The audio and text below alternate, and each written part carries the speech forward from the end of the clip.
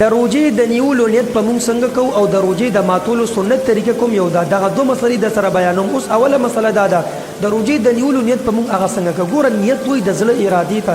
یو انسان په زړه کې دا اراده وکړه چې یاره زه به سبا روجه نیسم یا زما روجه نه، بس د زړه دغه اراده د دغه انسان نیت شو. اوس په خوله باندې ویل دا ضروري او فرض نه دي چې خامخا ته په خوله باندې ویل چې یاره زما روجه ده یا زه به روجه نیسم، دا فرض او واجب نه دي. البته یو انسان په خوله باندې ووایي نو دا هم یو بهتر عمل دی. علماء کرامو هغه لیکلي چې د شپې د ټیم نه هغه یو انسان دا نیت وکړي چې یاره زه به سبا روجه نیسم، دا یو مستحب عمل دی.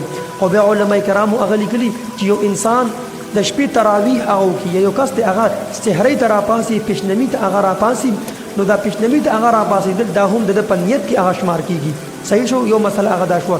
دویم نمبر مسله هغه دا ده چې د روجې د ماتولو سنت طریقه هغه کوم یو ده.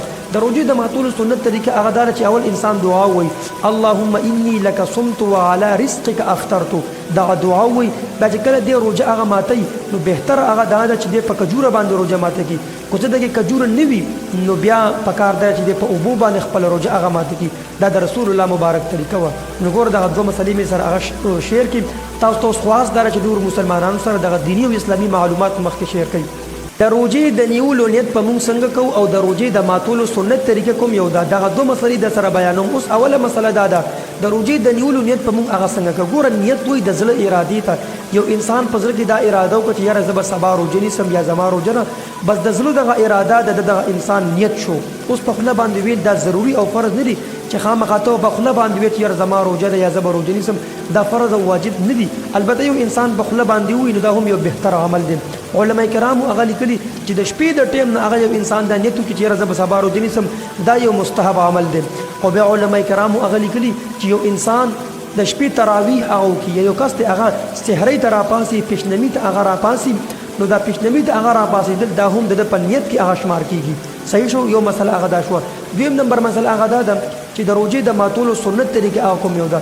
د روجې د ماتولو سنت طریقه هغه دا چې اول انسان دعا وایي اللهم انی لک صمت وعلى رزقک افطرت، دا دعا وایي. بیا چې کله دې روجه هغه ماتوي نو بهتر هغه دا ده چې دې په کجوره باندې روجه ماته کړي. که څه دغې کجوره نه وي نو بیا پکار دی چې دې په اوبو باندې خپله روجه هغه ماته کړي. دا د رسول الله مبارک طریقه وه. نو ګوره دغه دوه مسلې مې سره هغه شیر کړي.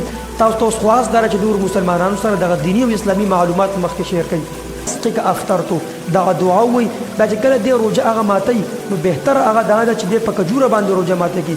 که څه دغې کجوره نه وي نو بیا پکار دی چې دې په اوبو باندې خپله روجه هغه ماته کړي. دا د رسول الله مبارک طریقه وه. نو ګوره دغه دوه مسلې مې سره هغه شیر کړي. تاسو ته اوس خواست دا چې ډېرو مسلمانانو سره دغه دیني او اسلامي معلومات مخکې شیر کړئ.